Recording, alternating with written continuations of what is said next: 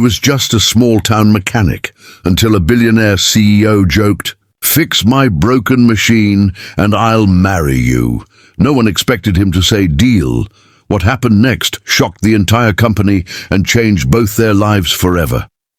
Like, share, and tell us, where are you watching from? Let's get started in the heart of Chicago, where skyscrapers brushed the clouds and fortunes were built overnight. A humble mechanic named Ryan Blake worked long hours at a repair company that serviced luxury manufacturing equipment. Grease under his nails and calluses on his hands. Ryan wasn't rich, but he had something more valuable: pride in his craft and a quiet belief that honest work still mattered in a world run by suits and screens. That belief was about to be tested in the most unexpected way. One chilly morning, a convoy of black SUVs pulled up outside the factory.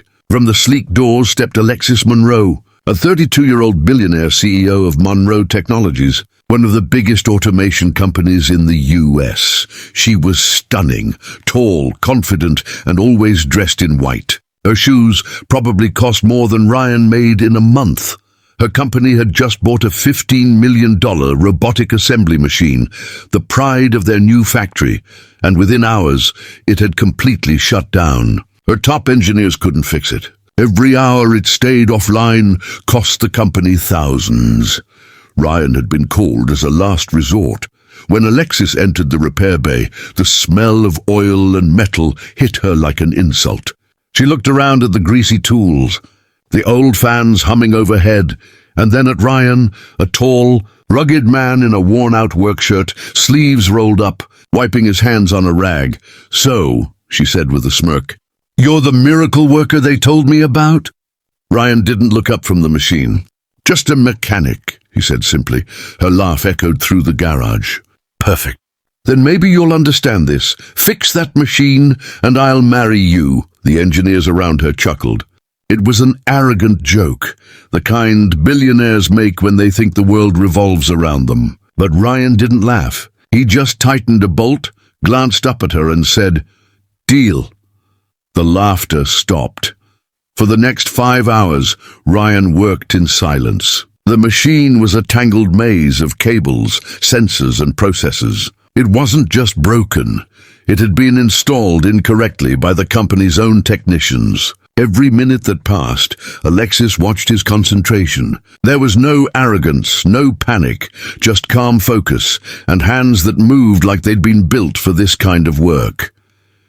As evening fell, the factory lights glowed amber, and Ryan's shirt was soaked with sweat. He connected the final circuit, turned a wrench, and stepped back. The machine whirred, stuttered, then came to life, perfectly synchronized, every gear spinning like music. The robotic arms moved with flawless precision, the sensors aligned, and the digital screen blinked green. A stunned silence filled the factory floor. Alexis blinked twice, unable to hide her amazement. How did you do that?" Ryan smiled faintly. "Read the manual." The engineers burst out laughing, but this time not at him, at themselves.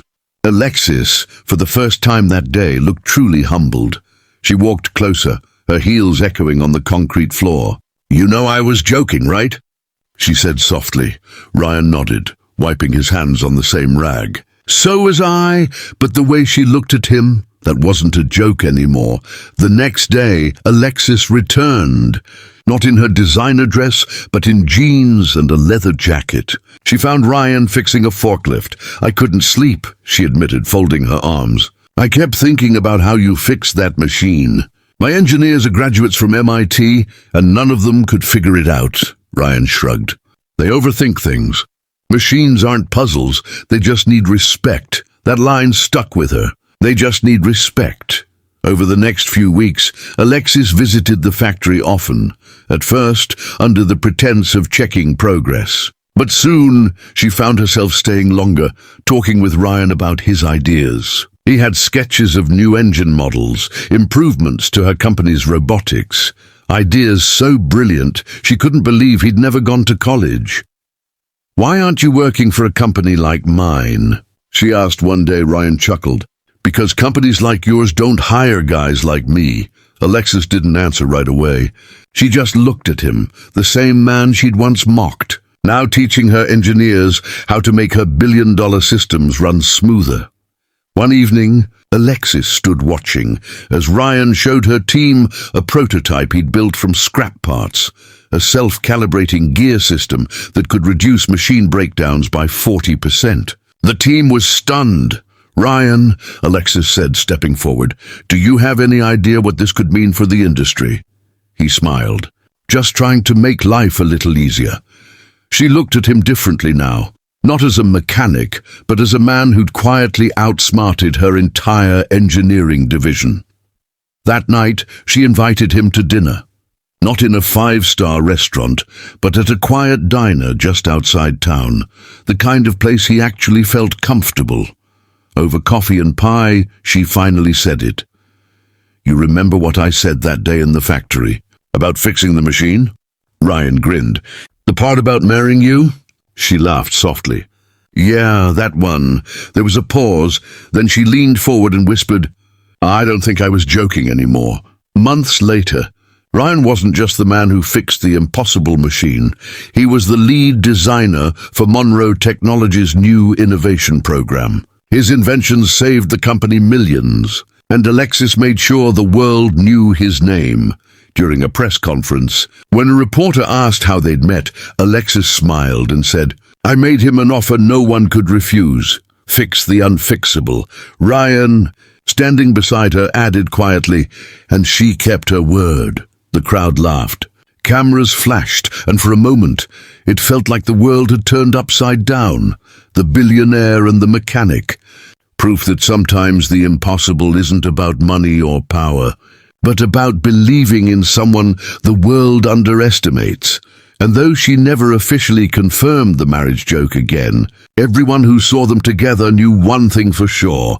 She may have been the CEO, but in that factory, he was the one who truly ran the show.